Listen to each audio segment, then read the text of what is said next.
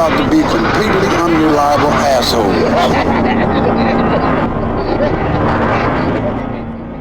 Well, hey there, Tim. Whoa, yeah, pinky touch, except not really. Virtual pinky touch. Oh yeah, there we go. Hey there. Ready for a rootin' tootin' episode? Oh boy, am I ever. Good. Me too. Hello via FaceTime, Tim. Hello. And hello everyone listening via another across time and space device, whatever one you may be listening to. Welcome to episode 87 of Dismembering Horror, the podcast. Wait, are you sure? I thought last episode was 87. I might have said it wrong. Oh, that'd be funny. I don't know. Well, this is episode 87. Last episode was 86. Last episode was Circle. This episode is 2000 Maniacs. Oh. And I say that with an exclamation point because it has an exclamation point in the title. It's official. 2000 Maniacs. Oh my god. And to finish saying what It's so official. To finish saying what this is, it's a podcast show. Yes, episode 87. This podcast show where myself, Ryan McDuffie, and Myself, Tim Aslin. we dismember a horror film. Every week we talk about what worked for us, what did not work for us, and anything Timothy and I found interesting or noteworthy about a horror film. Yeah. Yeah, That's all true. We're trying to see everything we haven't seen, see swaths and areas of previously undiscovered, uncharted terrain for ourselves. And I was so happy to see that today's film was like not a hard right turn, just like a whole town of subgenre to explore and revel in. Right. Which is the oh boy. I guess what would you call it? American redneck horror. There, that's what it is. Yeah. Yeah, that's a thing. My friend, so this film actually was a recommendation, not deadchin, but a submission that we got from my friend Nick, who wrote his master's thesis on well, let's see. The title of it was "Poor White Trash: Contextualizing an American Movie Monster." Wow. And he says that redneck horror is the best American horror subgenre, and just that this movie is Does he talk about Wrong Turn? I haven't read it. He said it's probably he wrote it 10 years ago, but maybe garbage. Wants to update it though. Yeah. But yeah, no, he said that this 2000 Maniacs was his favorite and kind of like the masterpiece he thought out of Herschell Gordon Lewis's films. Wow. Redneck horror films. Cool. Yeah.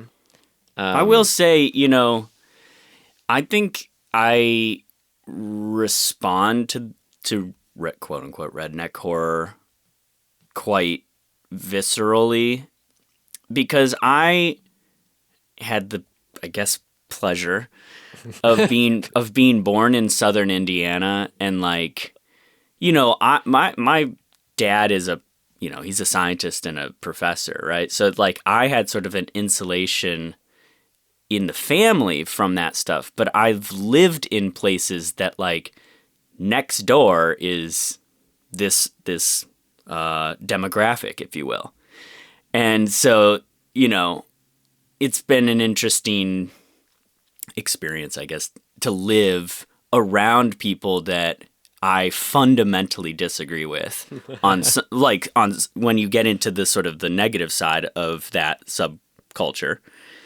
But also had lots of friends who I think you could consider quote unquote white trash or rednecks or whatever, and they're lovely people. You know what I mean? Like, so there's this interesting, I don't know, experience, I guess, and like, I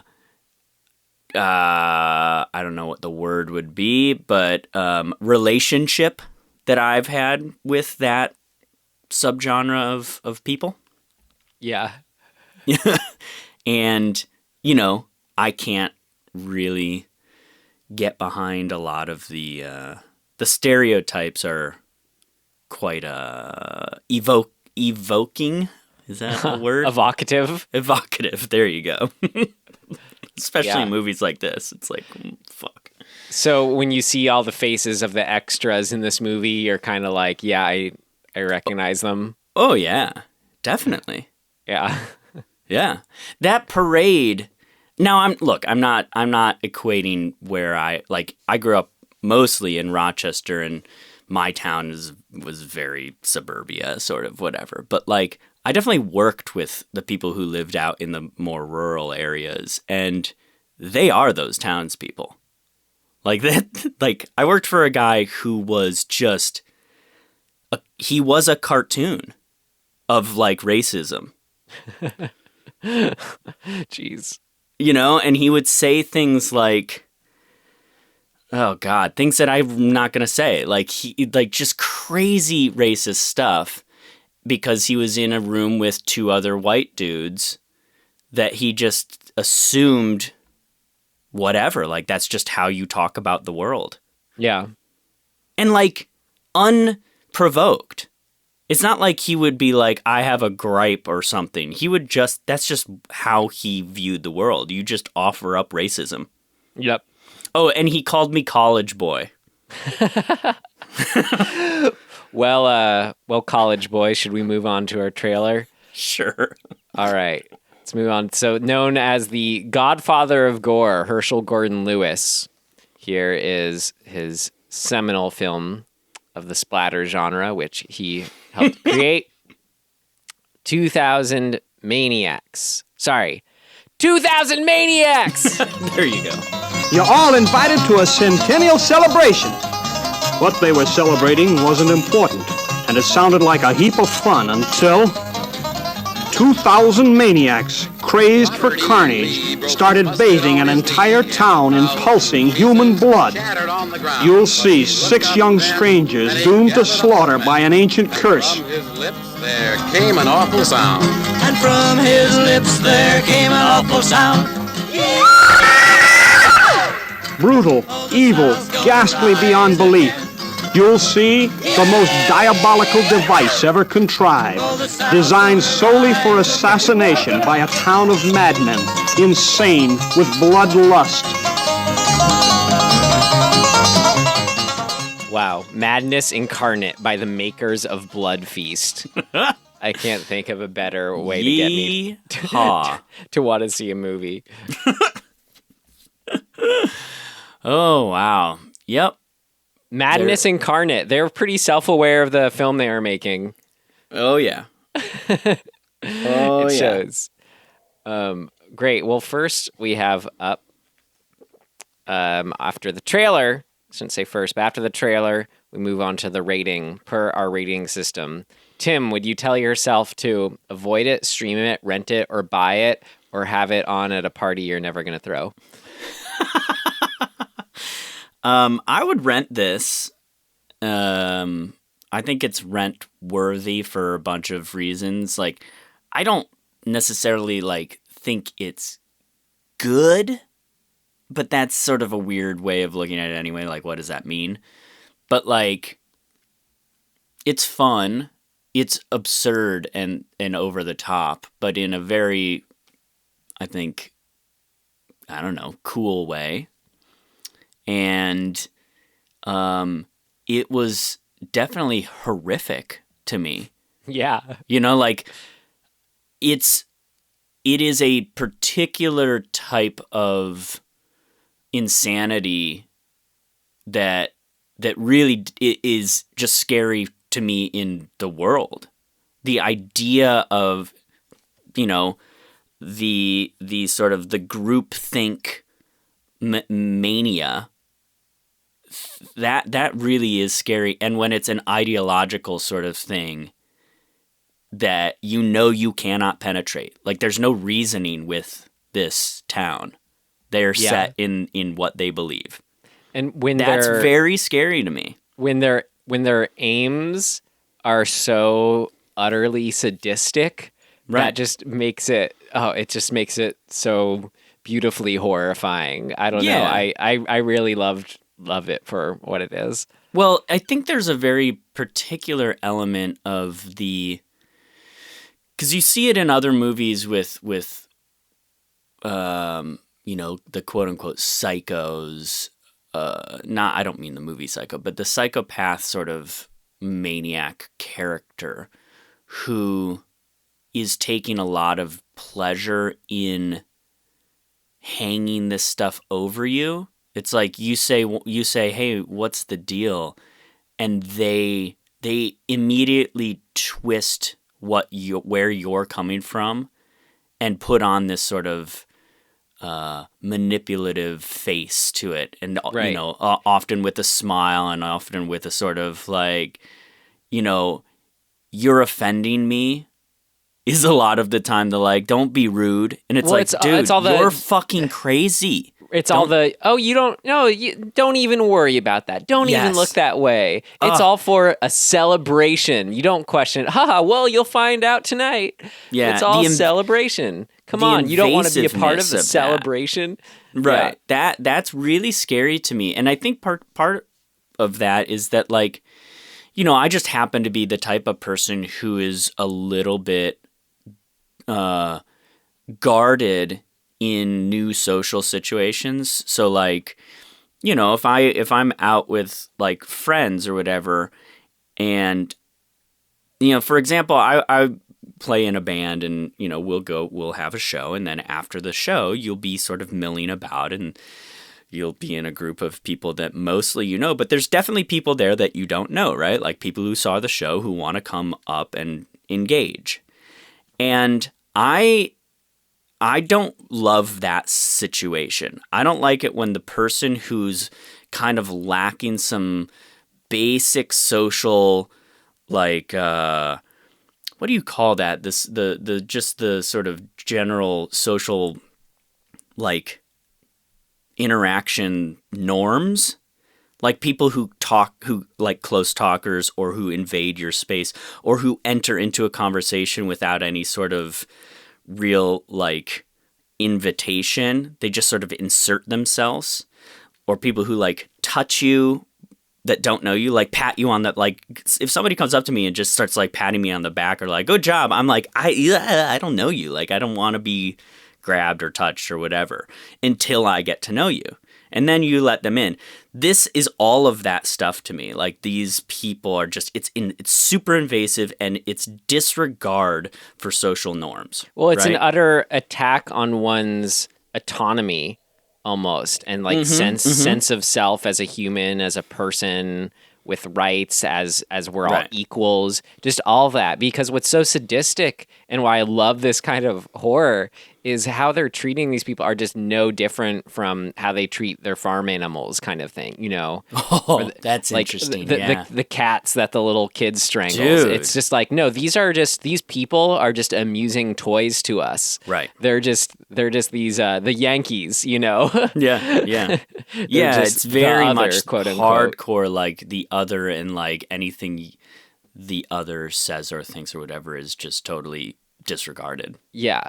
Well, I'll just to keep it going, and I totally agree with the rent it. There's a part of me. I mean, it's like a pretty high, heavy hat tip of a rent it too. Mm-hmm. Like, I did see there's some like 17 film Herschell Gordon Lewis Blu-ray collection that's like limited to 2,500 copies. I'm like, another day, another me. I could see myself just buying that up just to watch it all through, but no, I just so I can, as much as I see myself could owning it, I just gotta separate that tier a bit and put it in a high rent it.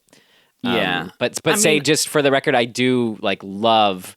This is why when I try to phrase us watching horror movies as exploring new terrain for us, and just sort of trying to have like gaps of horror knowledge filled almost. This is just like such a huge one, like just how it fits into just being like the film movement and the filmmaker to escalate gore, on-screen gore.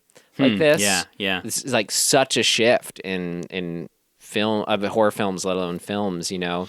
And yeah, then it's kind of just- crazy to think that this was 64. Yeah, and then just couple that with the independent filmmaking spirit behind it Yeah. all.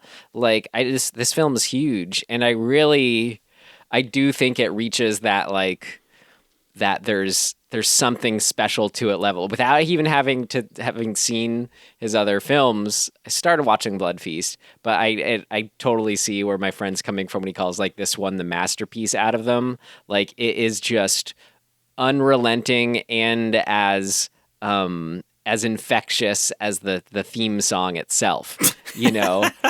Yeah. There's just such a manic, just sadistic glee behind it all. Yeah. And it's smart stupid too. Like it's ridiculous and, you know, quote unquote stupid what you're watching, but it's done just in that way where like rather than what's the film that we just watched, Tourist Trap, where, you know, it's fun and ridiculous, but it can be frustrating when you're kind of like, Right. well, why aren't you going to at least acknowledge this as a basic character? Yeah. You know, well, and they also do that in this film. Right.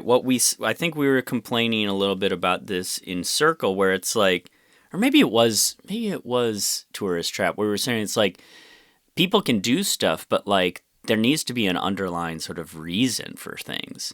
And this one has all of that. Like it actually has context. It has like motivation and reasoning. And so, you know, it's a pretty stark contrast when you go, oh, this is what we mean when we say something like that, where like you can point out all of the story reasons for things in this one, and they all make sense.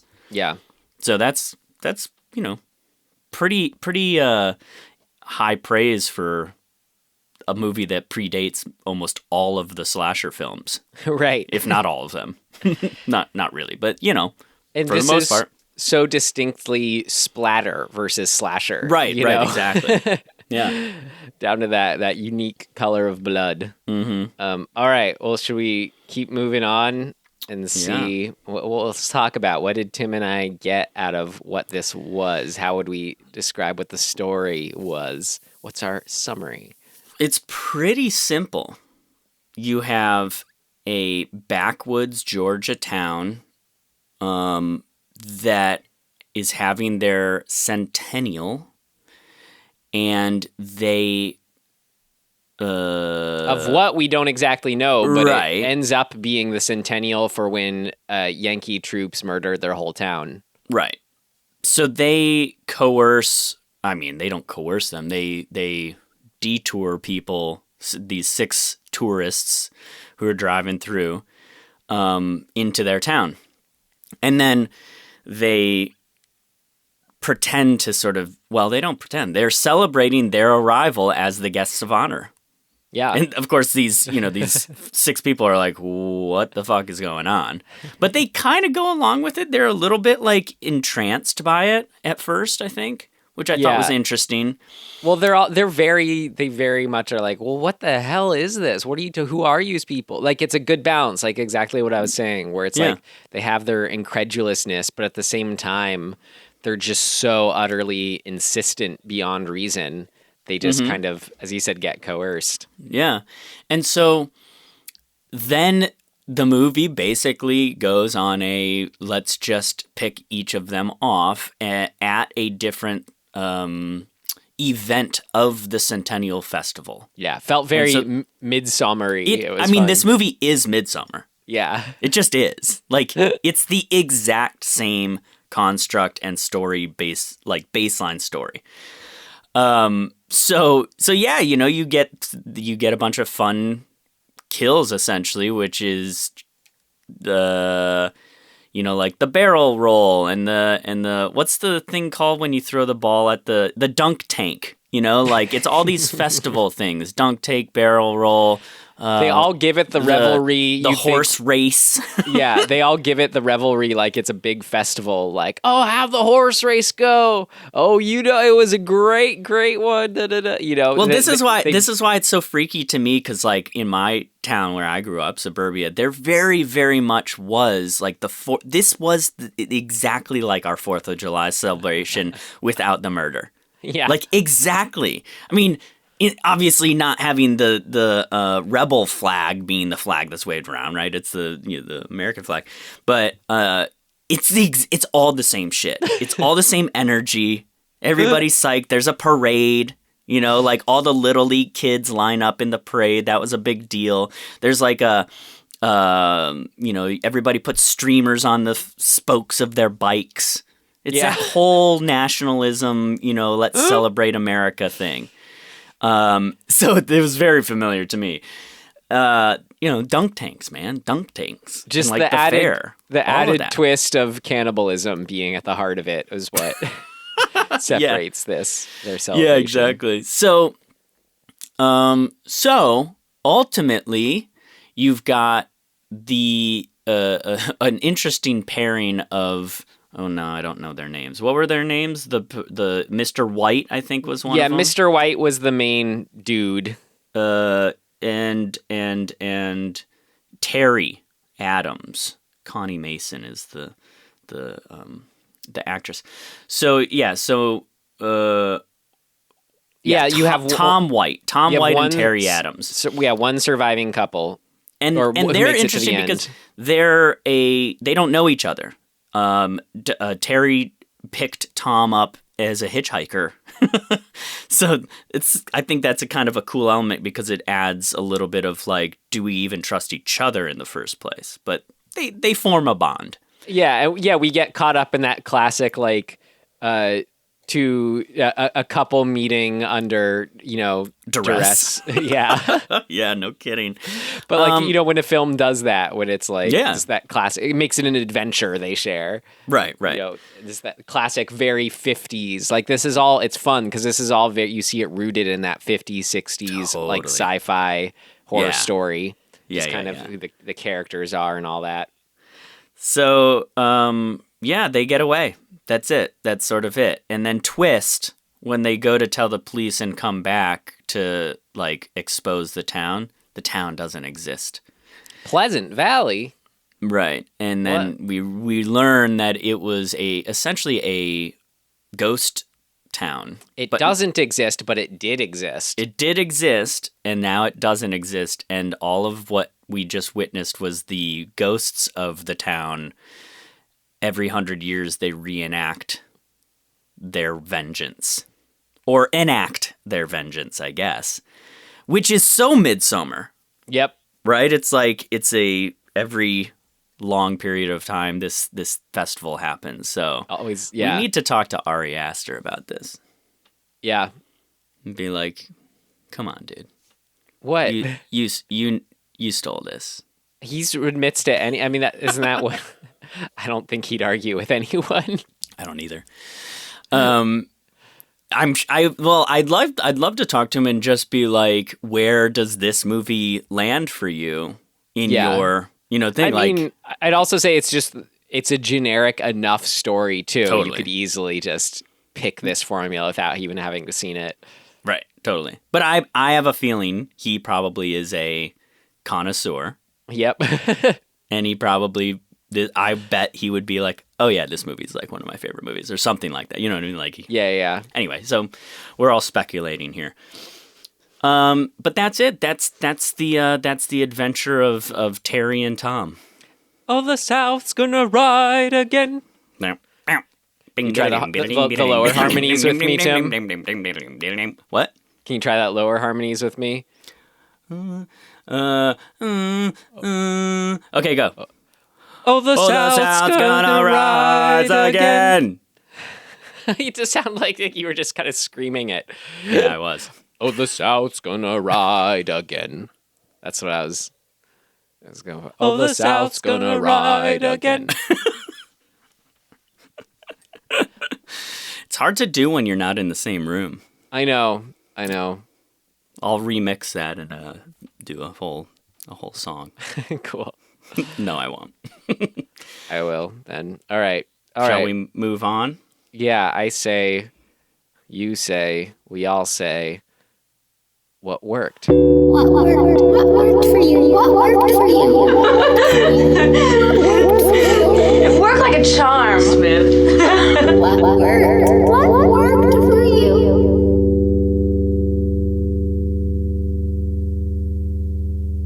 I mean, we already said it up front, but just the overall things, the encompassing things, how utterly sadistic, like, the kills are, the situation is, and just a way to, like, further specify it is, like, what you were getting at was that it was just all this, like, this unflappable, celebratory spirit or guise. You know, there's no chance of dissuading them. And then for me, as I put it, as it's just so dehumanizing. It's kind of like, you know, the most horrifying parts of the Texas Chainsaw Massacre of being put in a bag and have a broom handle stomped on you, just, you know, because it's like, because they're you know, you're just a plaything. Just that dehumanization, so sadistic. I really I remember early on, like, feeling this, just like I kept thinking the phrase in my head was like, it's just pure unadulterated insanity. Yeah. Which I mean, I figured we kind of get into it with, you know, going down each of the kill scenes, but I'm already kind of wanting to go there because the first scene where it all, you know, turns up a notch finally is just, it's just so good. The knife finger slash scene, because it's just, you're like so on edge where it's like the dude, the townsfolk dude who's kind of their like charmer character takes the woman out, and, you know, for like a little picnic scene, just takes out, hey, you want to touch my knife? And she's like, no. And he basically, you know, slices her a little bit. Yeah, and then she's acts freaking like out. He acts like, sorry, that was an accident. Yeah, it's like, dude, you just cut her. And that's what's so horrifying is that kept up, where the escalation goes from saying, oh, it's okay, let me just take a better look at it. So then in doing that, cuts it entirely off. Right. And then, oh, I'm so sorry, we better get you to a doctor. So then once he takes her to like where the mayor and his main cronies are, who we've come to know, to love and hate, those two guys, what are their names? Like Rufus and Lester. the Iggy and Spike. Yeah. They when she gets taken there, it's like, still, that's what's so far horrifying. Is like, oh, let me look at that for you. Oh, hold on, just lie here. And it's just like they're all getting caught up in this revelry where we know they're just gonna kill her, but it's just like they keep saying like, oh, just do this, it'll be all right, and then they just lay her down and axe her arm off. Yeah, that to me is actually the core element of what makes it so terrifying, is that they're playing pretend, right? They're like, when people do that shit and they are looking you in the eye and like lying to you, but you both know that it's bullshit, and they keep going. That is one of the most infuriating and scary things, to be like, yo, you need to just put down the fucking act. Like, put it down. Things got serious. And when somebody doesn't, you go, oh shit, I'm in trouble because this person's fucking nuts. Yeah. Like, they're carrying on. Like, we've all, I don't know, I think we've all experienced that person who's at the party, you know, the party. Like, you go to a party and there's that guy who it just needs to be he's like the fucking, like, the vacuum of energy where he just needs to suck everything up and like be the center of the room. And he's putting on an act. And if he ruffles some feathers, and somebody like the host or whoever says, hey man, can you chill out? He's like spurred on to go further and keep it up because he doesn't want to admit that he ruffled some feathers. So he ruffles them harder. That's a scary person to be around. Right. I can see, because it's like, you're a good harbinger, Tim, of where is like the room at and what's appropriate for it kind of thing. Like, Yeah. Like, I care someone goes about out. Yeah. So when someone's like the wild card and is just not going to fit with the group. Yeah. Yeah, I retreat. I'm like, no. But this is about being in a whole town of 2,000 of these people. That's though. what's so terrifying is that imagine that you went to the party and everybody at the party is that guy. I mean, that's so scary. That's kind of what I loved about this formula or story, whatever you called it, where it was kind of like, we watch some films where it's like you know about entering the small town and then sort of the midpoint twist or the twist at the end is that they're all crazy or they're all ghost, whatever it may be. So that was so fun from this one where it's just from the get-go, the bad guy is all 2,000 townspeople. Right. Like, you don't see that very often, or I guess this was based on a story, Brigadoon, I think that where it's about like Scotland or something that happened there. Way back honestly, in history. I've heard of it, and I don't know anything about it. But still, it's a really musical, and I don't like musicals that much. Okay, well, still really fun to give to. I don't know, to give credence to this story of having that many just upfront crazy people was great. I mean, and we get it right off the bat too. Not just with them, how they get the people to drive into town, but then we see the town's kids, and they're just killing cats. Yeah, that main little one, like little Billy, who Fuck then that kid. after his cat killing, he rushes up to the people in the car holding like a dead rat. Yeah. And then the mayor's like, calm down there, Billy. You step away now, Billy. Oh, it's just little Billy. Dude, no. I want to fucking just put a noose around that kid's head and just pop it off. I thought of you, Tim, actually, at the end when they're driving away with little Billy, and he's just kind of like, yeah, and when he picks him up and just puts him out of the car is so satisfying and funny. Yeah. Like, after all these promises to him of candy and driving the car, it's like, and you're staying here. Yeah, I love that. I was so glad he did that. I was like, hell yeah, just matter of fact. Like, I kept thinking earlier in the movie when they were dealing with him trying to get the keys or whatever, and there's this whole moment of Billy being like, well, I don't know. I want to go outside and see what's going on. Should I? Shouldn't I? Maybe I will. Maybe I won't. I don't know. We're going to do it. I'm going to like kill the kid. Just grab him and throttle him and take the fucking keys. He's a kid. Like he killed cats. Let's just fucking pound his head into the ground and be done with it. Is this too much? Too much? I don't know. He really got my, my, what is the term? My cockles up. Your knickers in a twist. Yeah. So, shitty kids, From the get-go of not just them getting in the town, but from the movie, Tim, just with the first frame, the first second, that banjo music just coming straight in with the theme song and those two yokels, Lester and Rufus. I had my TV on so loud before I started this movie. And I turned it on, because usually, we watch it on like, on the actual TV, like whatever, we'll go through the TV. I had to plug my computer in to the TV to watch this one, and the audio is different, right? Like it's just the range is different. So I had the audio on the computer all the way up, and I had the volume on the TV up to where we usually have it, which is already loud. And holy shit, this movie started, and it was my neighbors must have been like, we've all lost it. Quarantine has taken, Tim's apartment over. He's listening to fucking the loudest, most annoying banjo music. It was so over the top. But yeah, it was amazing. Yeah, it sets the tone. Yeah, immediately. You're okay, we're on for the ride. Like, it's the plane's taken off. Yep. Oh my God. Just, and like, sort of the belabored aspect of them looking back and forth, like, and waving to each other from tree to street, like Rufus and Lester doing their little signaling to each other. It just went on, and I was like, oh no, we're in for it here. These guys are fucking nuts. They're just loving it. Yeah. So Nice cars, though, by the way. Yeah, I know. It was funny because this movie, we as you said, kept forgetting it's like 64.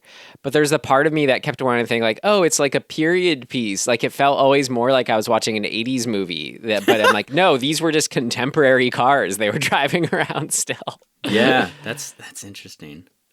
Yeah. And I don't know how much more I can say about, but just the other overarching thing I alluded to was, just that like that indie filmmaking spirit bursting through this, where it's, it's super low budget. They're just doing it to put on a show. It was very much in line with the kind of like Russ Meyer, Larry Cohen, Roger Corman, like those names, all spring to mind, and many, many, many, many, many others actually, of course, to this day. But I just love, I guess it's not just from that historical perspective, just the information wise, knowing where this lays, but just in the filmmaking itself, where there's something special to it that lends itself to it. Like when you see all those shots, like when they're first arriving of the town, and you see all the extras, like waving their Confederate flags, and it's just some old dude. Like it lends this authenticity to it that just makes the whole thing. Charming feels weird to say when there's sadism at the heart of it all, but it it is. I don't know. It's a certain allure that it. Well, I think that part of how they filmed it, and regardless of how intentional or just out of necessity this was, but going back and forth between sort of shots that are, would fall under the category of this was a shot for a movie. Like this is how you shoot a movie angle, and shots that are very much shot from a documentary style, sort of the townspeople, that kind of thing. Going back and forth between that actually evokes this feeling of, oh, this is a real place, because it gets into a little bit of like we're watching a documentary. Yeah. Like those extras don't feel like extras, they feel like townspeople. Exactly. Yeah. And I think part of why that is because of using that style of documentary kind of filmmaking when you shoot the townspeople. Yes. And so I don't know, if that's just a coincidental byproduct of how they shot it, or if it was an intentional attempt to put us in that mode. But it's so effective. Because you're like, oh shit, look at all these fucking nuts. Like they're real. Yeah, exactly. They're real. Real townsfolk. Something behind it all. Maybe this is more a thing of note, but it's just that spirit coming through though. Just that worked where this was just whatever little Florida town that they got, but the fact that these are all the real townspeople and they just got on board with helping to just make this movie and got like in the spirit of it all, like there's something just I don't know, adds to the authenticity of the revelry itself, Love it. Yeah. It is I guess part of it is just the setting, the emptiness of the town, the setting, the sort of there's all around. It just feels very remote. Their secularness. You just feel screwed. Yeah. And I think also for us, we're looking at an era gap, right? Like the 60s we obviously didn't experience, so we're very disconnected from that.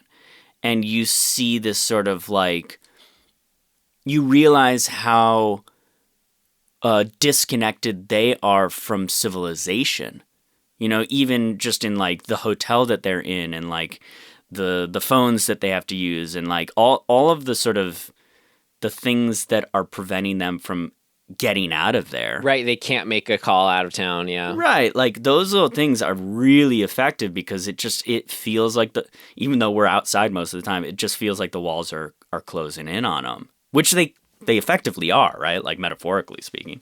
Yeah. And, that's all great. Just continue on the train of how great the extras were. I think just one of my favorite things that happened a few times in the whole film was during these kill scenes, the the cuts to the actor or the extras just watching them. Yeah. Like you didn't have they always, cut around sort of. I don't know, it's weird. They show the gore without showing it some of the times. Like Right. they do both. They show the gore and then they also don't show it. Like whether it's like the moment this limb, Right. Gets cut or torn off by a horse in this case. But so a lot of the time you have these shots of just the extras' faces just watching on, whether they're just be looking or smiling or celebrating or just taking note for themselves. Oh my God, I loved it so much. Well, there's a specific sort of oh God, how do you describe this? There's a trajectory that they depict in that. It's pretty basic. It's sort of orgasmic, right? You have all of this glee and excitement in the buildup, right? Where they're giddy. They're just, it's full on giddiness. Like everybody's smiling and laughing and running around and they're excited. They're in each other's face and they're all like, ooh, can't wait. And then the moment the thing happens, they all kind of calm down. And there's this sort of like cigarette drag post, coitus vibe. And everybody's a little chill and they're all kind of nodding and like they're glowing. Like there's a little bit of smiles, but it's not over gleeful. It's sort of satisfied smiles. Yeah, like after having a big meal. Exactly. That's a really effective arc to see these townspeople all experience this common sort of trajectory in how they respond to this stuff. That's a really smart thing to depict. Probably the clearest example of what you're talking about that I noticed at least was when they do that right after the quote unquote horse race, where they get the guy drunk and then attach 4 horses to each of his limbs. He gets pulled apart. It's so great. Yeah. It's just incredible. But then afterwards, like you said, they just all, there's this moment of just kind of quiet, of almost like after a prayer. Yeah. But that was so good. This is one of my favorite parts. How, it was that going on. And then probably Lester or someone, I think one of those two. I think it's the mayor. Was it the mayor? He says, they say something like, how about some music? And then they just start right into that old, like, classic standard, The Dixie, I wish I was in this episode of Dixie. Da, da, da, da, da. Fuck. And they get they're all singing together. Oh yeah, my they get God. right back into the mode of it all. They get right back into their fervor. They're ready to keep the party going. Ugh, yeah, that's scary shit. And just I guess keep on the kills and talk about how they whatever's great about each one. Then was the barrel roll, which talking about that again, that horror of I didn't mean to cut your finger. You just give me your finger now, and I'll act and then he actually cuts it. Just that was great, and this one too. Just that line was so perfect where he's like. They were for like, just crawl through it. It's tradition, it's like an open and like both sides are open barrel. He's like, it's just, it's just part of tradition. Just crawl through it. You don't even have to stay inside. Just come on, just trust us. Crawl through it. And he's like, I don't know. I have a bad back or bad knee or whatever. Right. And they're like, oh, no, don't worry about that. And then as soon as he gets in, they start hammering nails into it. They hold his arms and feet in place so he can't move anywhere and then push him down. Yep. Of course, as we saw coming. A mile away. Yeah. I love the the cutting back and forth in the barrel roll of the dummy that's inside there, as well as the actual person. Like they did a really good job, to be honest. Like you see the dummy, and about 2 frames before it would be too late, and you would go, "Oh God, that dummy looks horrible." They do cut. So your brain goes, "I know that's a dummy," and expects to see more of it. And they cut away. So it's just a very fine line of sort of like, we'll give you we have to show this to a degree, and it is a dummy, and we know it's kind of schlocky or whatever. But they cut around it in a fairly good way. And little things like that, which I think elevate this to the, for what it is, masterpiece of like, I was already excited, of course, in the horror movie way for the barrel roll happening, just thinking it was going to be like they were going to put him in it and then push him down and, Sure. back in however he was going to land. But then as soon as they start hammering the nails into it, so it's like, oh, duh, like, Right. And then similarly with the next kill scene, I believe, was the rock fall. In on lieu the dunk of tank yeah, type thing, yeah. In lieu of the dunk tank, throwing the baseball at the target, and getting the rock to fall and the woman tied up, four limbs style, flat open again. But specifically, again, then there's these specific touches of this how sadistic for the mayor to be like, okay, but now you have to say it ain't fallen yet, he's trying to force her to say as part of this tradition, like, it ain't fallen yet. And then that takes great enough. Then that takes on another layer when she, in desperation says it hasn't fallen yet. And he's like, oh yeah, I didn't know grammar was so important. Okay, I'll fancy talk. Right, right. It's that's another element of this sort of classism, we still see this and people try to exploit this idea, and I think it's a bad angle to come from to sort of take an entire group of people and be like, oh, well, they're just all dumb. Like they don't appreciate that. And so there becomes this divide of like, oh, you're uppity and you think you know better. And, oh, we're just the dumb oaky fucks or whatever. And that's that divide and the conflict that's like inherent to that divide is a really uncomfortable thing to be in. And so pushing on that in this movie, although obviously this is from a different era, but like it's still the same shit. It's uncomfortable. Because it's uncomfortable because it's almost self-defeating on their part if they are kind of joining in that what racism, whatever you'd call it too, that prejudice. Right. Like, I don't know about you, but if I'm tied up and a guy says, you have to say it ain't, I'm not going to correct him. Like, yeah. Like, come on. What the hell?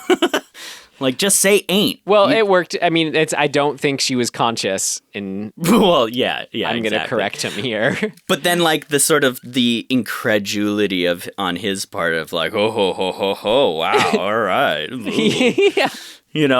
All of that it's such a specific element to this divide. Yeah. And it really does point out, like, there is this cultural divide of feeling like, from both sides, right? Like one side thinks the other side is the other and different for bad reasons, whatever those are, and vice versa. Like they both have this this ideological divide and resentment to the other. And I think that's a really important element to have in a story like this, because if you don't have that, it doesn't hold water, right? It just becomes who the fuck cares? Now you're just crazy for crazy's sake. It's like, no, there's actual like depth to this. Well, the depth in this one too, and I think just one of the many things that kind of elevates this film when you kind of start to, I don't know, that gives you plenty to chew on or, to elicit certain complicated feelings. So clearly, obviously what they're doing is horrible. Obviously, keeping slaves is horrible. Yet, in the classic ghost story way, they are all victims of a mass slaughter. Like their town, everyone we're seeing, if they're ghosts, they were all like brutally murdered in, call it war justifies or whatever. No, it like doesn't change the act of violence against them.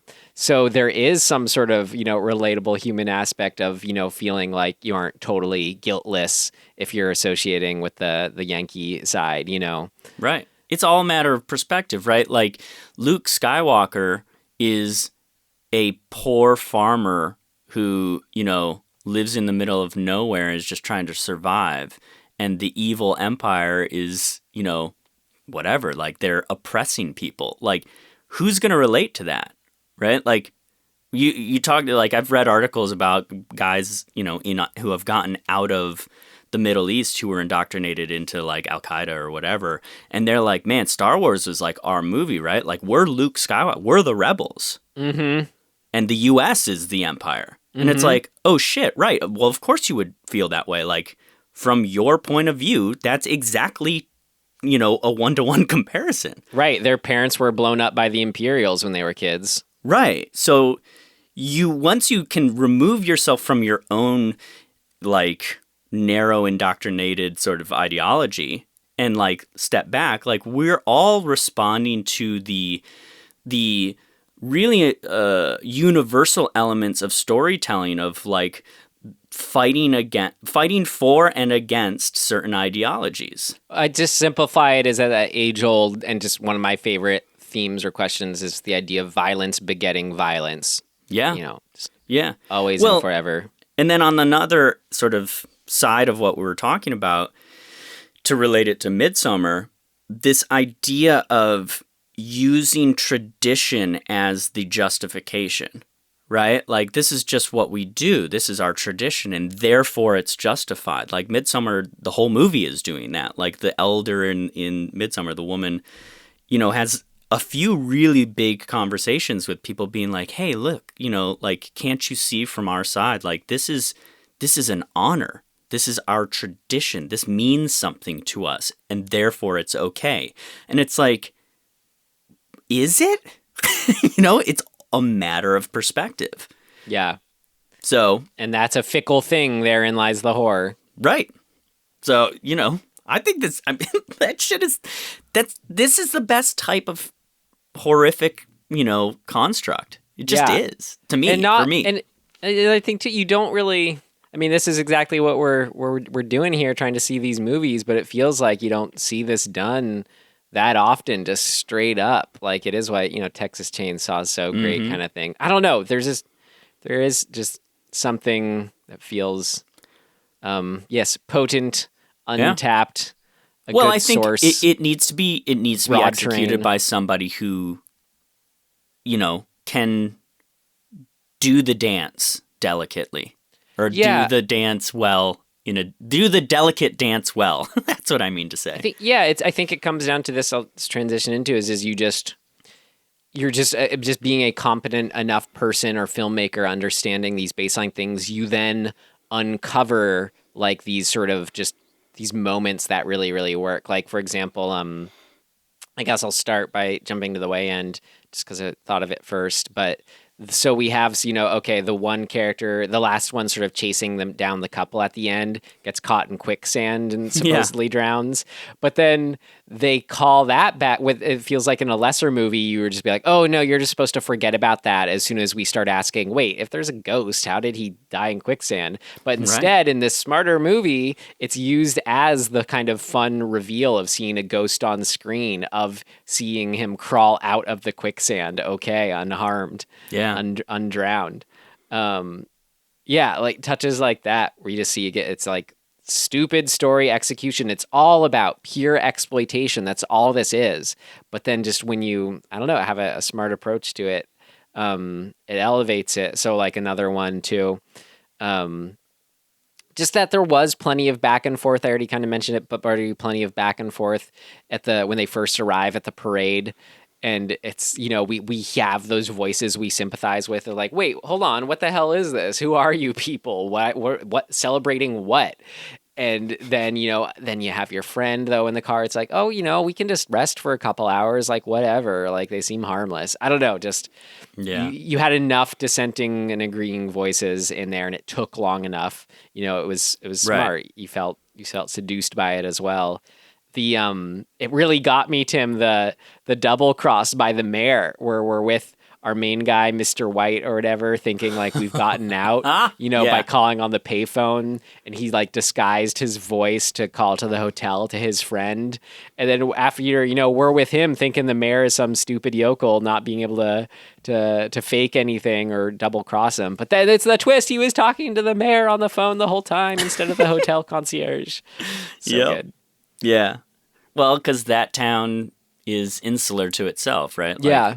There is no town. And then They're fucked. It is it's Twilight Zone-y, right? Like it's its own little world that they walked into. Yeah. That horror of, oh, well, you can't make any calls outside of. It's great. And then the escape itself, just feeling just solid and thought out enough where, like, okay, I'm empathizing with this, like, I would be doing this too, of like, okay, you gotta beat the one guy in the head who's keeping guard. You gotta crawl through the window. You gotta, ask the kid if he knows where the car is, where are the keys. I just followed all those key steps that I was with it. At no point was I like, wait, what are they doing? Why aren't they doing this? It makes it for just a fun, engaging escape. Like where I'm really with them when they're making it out and trying to escape. Yep. Very straightforward logic, smart characters making smart decisions. Like, that's important. And and then just that self-awareness with the script too of, consistent with its own inner logic that just kind of is the make it or break it for this kind of, logic following. But like, I think it's really a nice moment when we get to the road that they escape off of, right? Like they get there and then the townspeople stop and they turn around and I'm like, why the fuck wouldn't they just go after them? Like, why wouldn't they just drive after them and like run them off the road and be done with it? But they can't. We learn, 10 minutes later that they can't because that town doesn't exist. It's like, that's the barrier of this reality. And what's so smart is when all these little questions arise when we're learning of the reality of like, wait, so they're doing this every 100 years? So wait, like, aren't they like freaking out about these cars and stuff? And then we learn they do it when the Lenny and Rufus Lester and Rufus they're talking to each other. It's not of mice and men here. Yeah. And they're like, these crazy newfound automobiles. They're like making fun of the cars. And then they're going on and saying, what do you think will be in another 100 years? Spaceships? Right. Yeah, so it's all great. It's really well thought out. Yeah. Are we forgetting a kill here?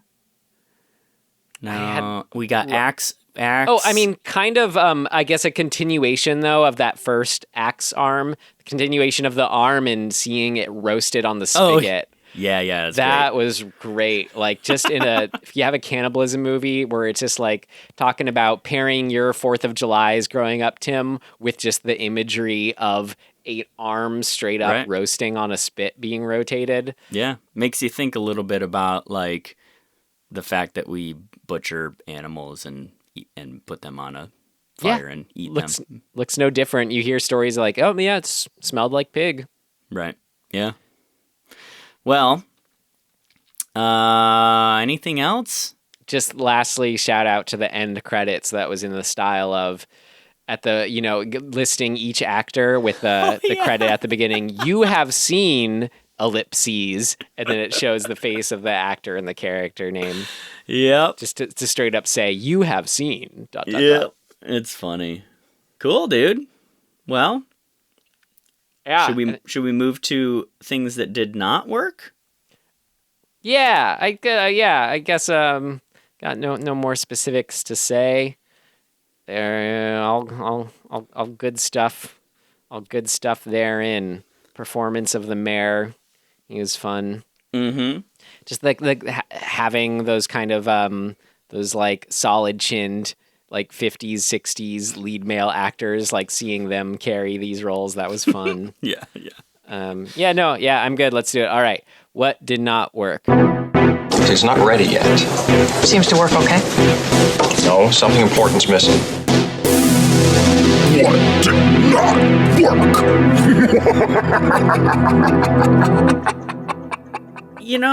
It's sort of one of those ones again where it's like, it's not really a movie that doesn't work. Like, once the premise is set and we know the world we're in, it's like, what are you going to nitpick? Right, because like the dummy in the barrel? Right.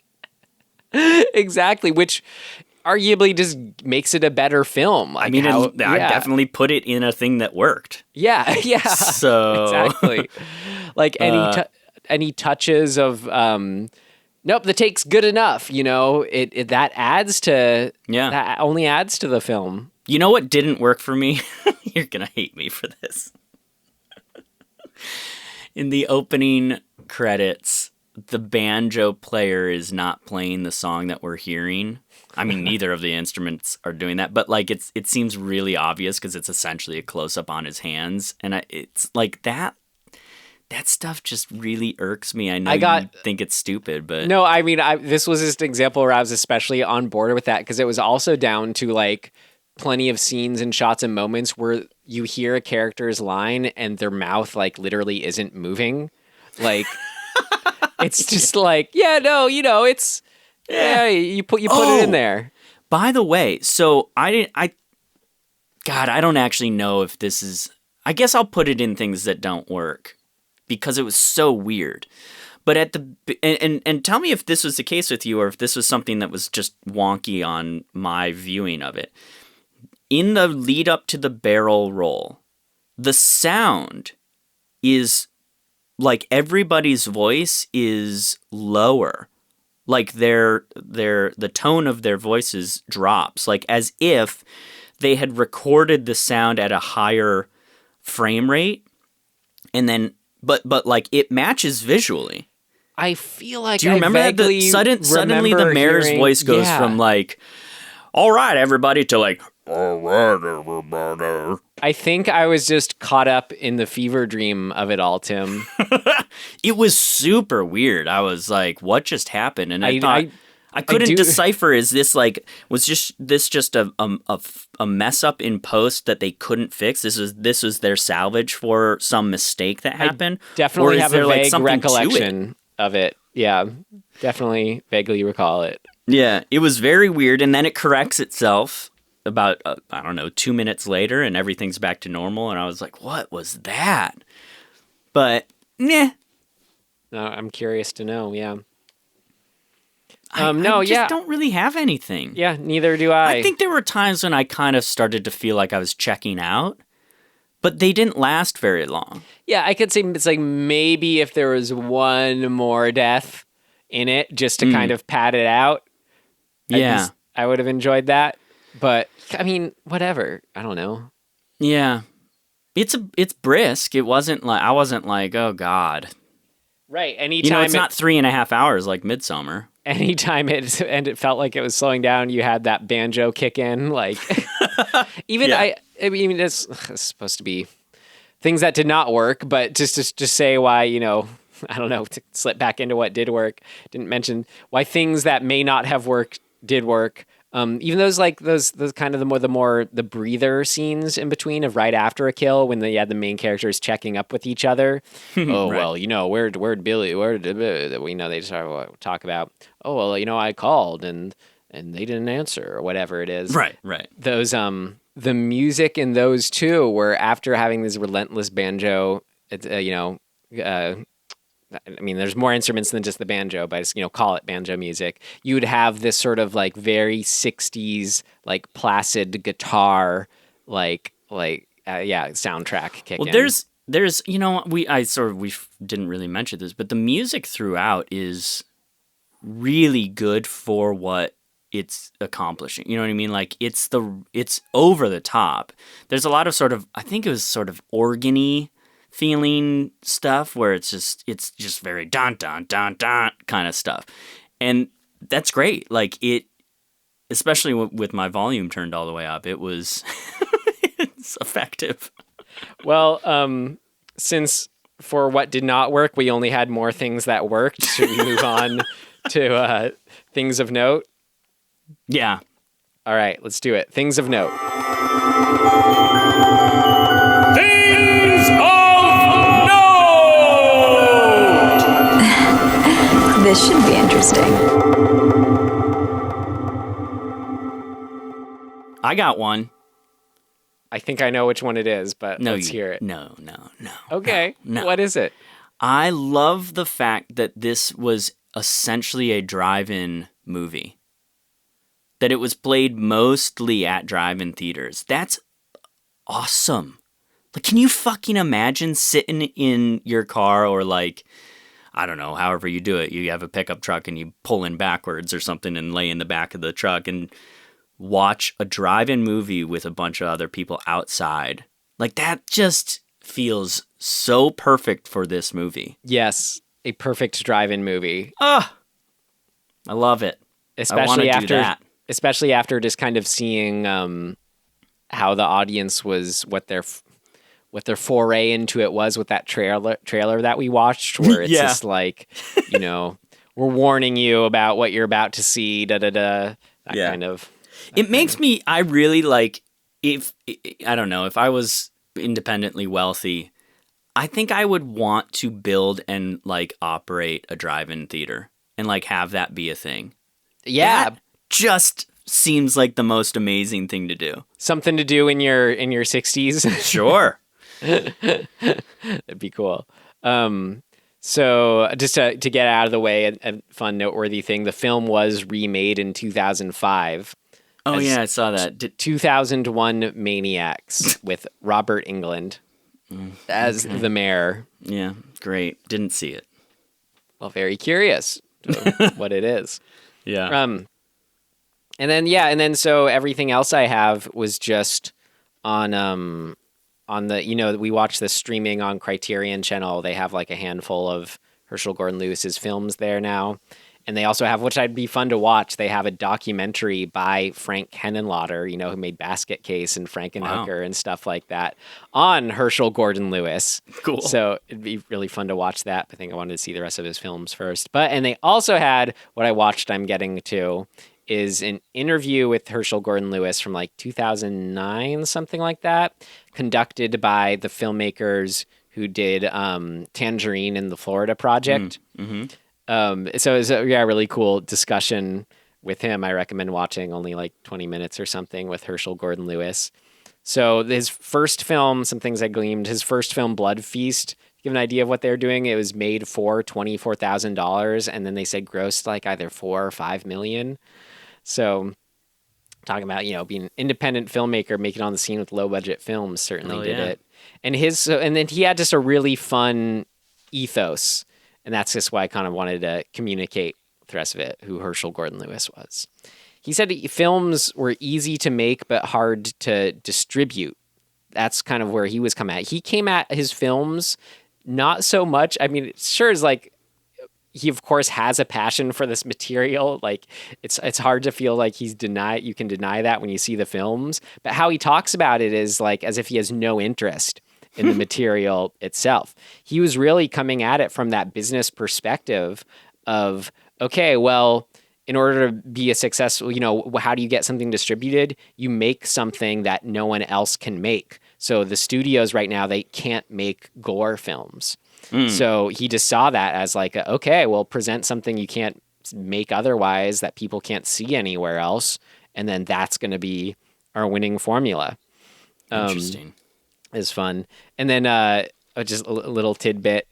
Cowpectate is an orally taken medication. Oh, it's Kaopectate. Yeah, you know it for mild diarrhea. Yeah. That's what they use for like the fake blood primarily, I think, for the first films. Oh, that's amazing. Okay, with that color.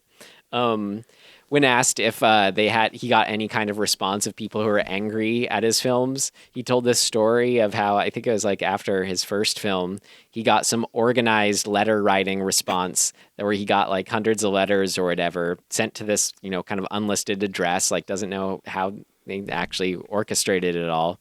But all the letters started out addressing him as "you reckless man," or "you reckless men who made this film," and reckless misspelled with a W at the beginning. Just like, what? Like, okay, who's doing this? Trying to be fancy. Yeah. And yeah, to his response to anyone who would say like, "How dare you make this film?" is just, he says straight up, because if someone shows it, then someone will go to see it, and that's just how it works. Right. Like, people will watch it, so I make it, and then that's what movies are. You don't need to complicate it beyond that. He said is more of his ethos. He says ego has to be shot down, stabbed, and poisoned and flushed before any of this stuff can be made. A deliberate attempt to make a movie people would go and see. That's all it was. Success. Yeah, he views his success as a total adherence to what the audience wants to see and hear. He's not even thinking of it in those terms of like, I guess, however he thinks of another filmmaker putting on their vision. But then what's so fascinating is I think there's ironic and stuff because he clearly has this unique vision, whether he likes it or not, in executing something that he says is specifically just for the audience, Yeah. By doing that, he's going to be injecting how he views him, his audience perspective. Right. That's cool. When asked how did you know people would want to see these films, he put it as, well, we live in a semi-civilized society.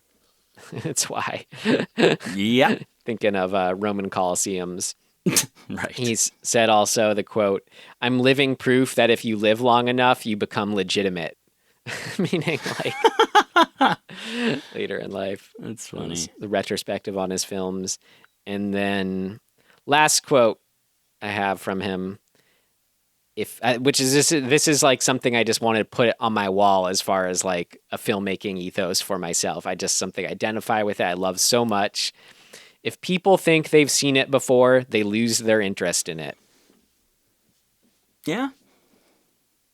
Straight up. Love that.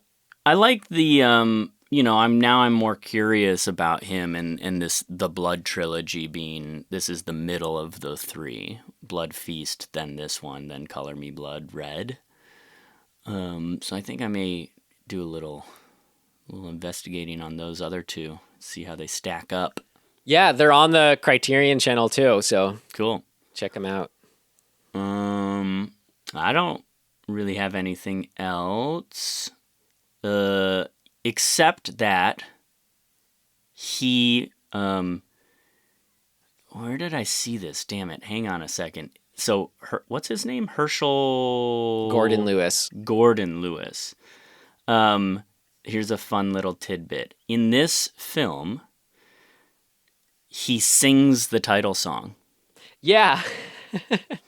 Actually, I was supposed to, you reminded me I was supposed to mention that. My friend Nick, who recommended the film, he said to mention that. Yeah. And then two other things just for my own personal edification. He said wrote and maybe performed the theme. Yeah. Well, it says on his Wikipedia, it says that he sang the title song, so amazing. So just for anybody out there who likes cars like I like cars, the convertible, well, they're both convertibles, but the white convertible that the four people from Illinois are driving is a 63 Ford Galaxy 500, which is a pretty cool car. It had such a long trunk that people would refer to it as the 5-body trunk, because it's the trunk that you mobsters throw bodies in the back of, I guess. And then the other one, the red one, what I think is a really beautiful car is a Mercury Monterey. It's a 64. That car is fucking sweet. Woo! Always with the car tidbits from Tim. I actually did recognize, because of American Graffiti, the one that the townsfolk are like all in at the end, which is like yeah, it's a little hot rod. Yeah, those hot rods car. That's I know from American Graffiti. Yeah, a piss yellow deuce coupe. Bob this Falsa's. one is that one is a 36 Chevy Master, which is obviously modified and whatever, but like that's the original car. It's pretty sweet. That's the kind of thing you would see in like Bonnie and Clyde, Yeah, but stuck in their time. Hot rodded out. It's cool. The Ghost were busy making their custom cars. That's right. Good point. Yeah, man. What else? That's it. We did it. Great.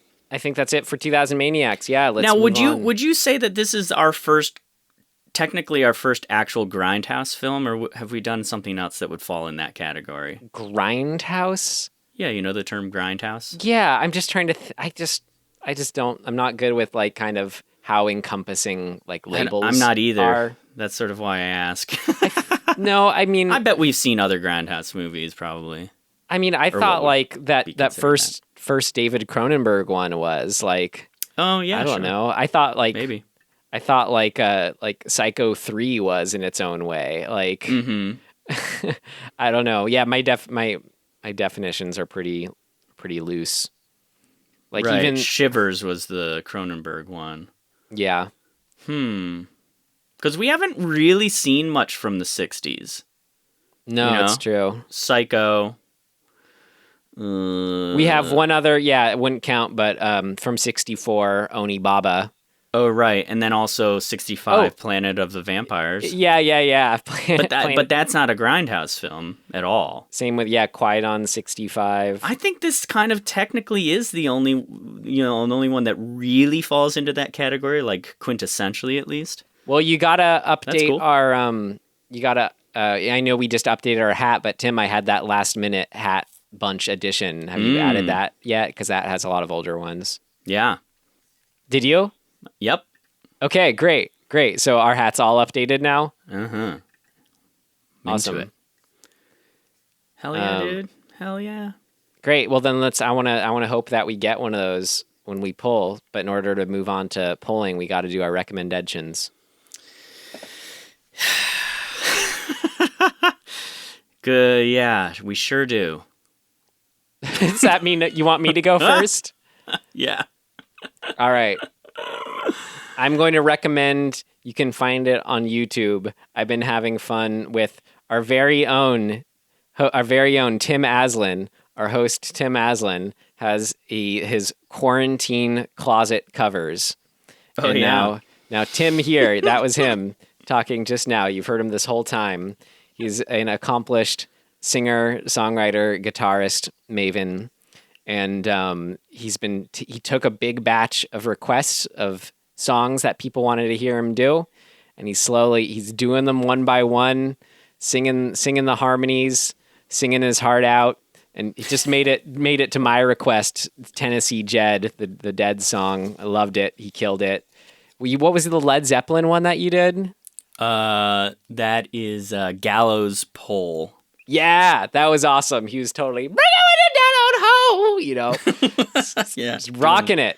As good of a Robert Plant as I can get. So you can find that on Tim's YouTube. You look up Tim Aslin, and you'll see his quarantine closet covers. There's my recommendation. Cool, thanks, dude. God, I don't know, man. I'm sort of in that weird space of just like floating around and like watching random things for like a few minutes and then giving up and like staring at the ceiling because I'm trapped in my apartment.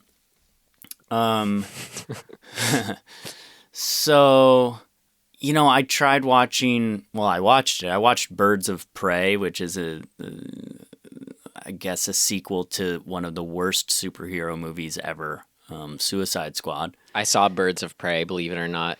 It's not good, so I can't really recommend that. I don't know, man. I watched Joker and I wasn't in love with it, like I said.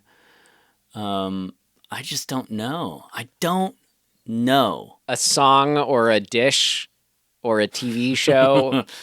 A dish. Which was a precedent you set. I know, it really was. I ordered takeout the other day. It made me sick. So So not that one. Not that. Jesus. I don't even know. Like, what the fuck have I one of your favorite all-time things just from whenever in your life? Wait, did I recommend Dead what's his name? Charles Cornell? No. Oh, this guy is amazing. Let me make sure that's I'm pretty sure that's right. Charles Cornell. Okay, yeah, this is what I found that I've been doing a lot is like, the day will go by and I'll get whatever I get done, but there's also a lot of you're just there, you're in your apartment and whatever. It's weird. And before I go to bed often, I will just still be wired. Like, I'm just awake. And I think it's probably because you're not, like, exerting energy in the same way that you normally do. So you just, like, I'm just still awake. I'm not, like, tired from the day. And so I'll watch some YouTube videos. And this guy I had come across, I don't know, a year ago or 6 months ago or something like that, and saw, like, 2 videos that were really funny. But what he's an extremely talented jazz and, well, just pianist. I think he's primarily was a jazz guy. And he started making these videos where he orchestrates around a funny meme-like video. So he blew up, I think, initially because he was doing it to Cardi B videos. And it is hilarious what he does. And now he's got like a channel and he's got a ton of videos. And half of the videos are sort of this thing, like playing along to these memes and like orchestrating music to them. But the other half is him actually really kind of diving into the music theory aspects of certain things that are out there in the world. And I think that stuff is fascinating to me because, like, as a musician, like, I'm not a huge, like, I didn't go to a music school or anything. So, like, my knowledge of music theory is, it exists, but it's fairly limited. And so to, like, listen to this guy kind of explain, like, why, the themes from Star Wars are so evocative, or, like, listen to him talk about like the greatest version of the national anthem ever performed, stuff like that. And he'll go deep into why from a musicality standpoint. That shit's all super fascinating to me. So I love it. And it's funny as hell. So check him out. Charles Cornell on YouTube. Great. So 2 YouTube recommendations. That's right. This week. And Tim, can you pull next week's episode since you're with the hat? For you. I'm not going to look, and I'm just going to hold it up to the camera here. Okay. Can you see that? Hang on. We have, submitted by a Reddit user. You're pulling all the really long ones, the long pieces of paper, huh? They're the ones that my hand finds first, I guess. Cherry Falls. Submitted by user Horrorosphere on Reddit. Oh, cool. Nice. Horror sphere. Sweet. All right. Cool. So we'll be back next week. I've not seen it. Do not know what it's about. No, not at all. Cherry. I don't like the word cherry. I don't like that name. I have a weird berry aversion where it's just like berry, cherry. Interesting. It's like I know some people who hate the word slacks. I don't know why. Funny. Seems fine to me. But until then, you can find us at dismemberinghorror.com, and you can Gmail us. Oh, yeah, you should Gmail us. dismemberinghorror@gmail.com. We have an Instagram at dismemberinghorror, a Twitter at horrorpod. No, at dishorrorpod. Believe it or not. And our big ask, if you enjoyed this, is to let a friend know. Yeah. Let them know. 2000 Maniacs. We did it. Cool. All right. I think that's it, Tim. So just wanted to say, in closing, thank you, everyone, for listening. And we will see you next time. Goodbye. Goodbye. Yeehaw!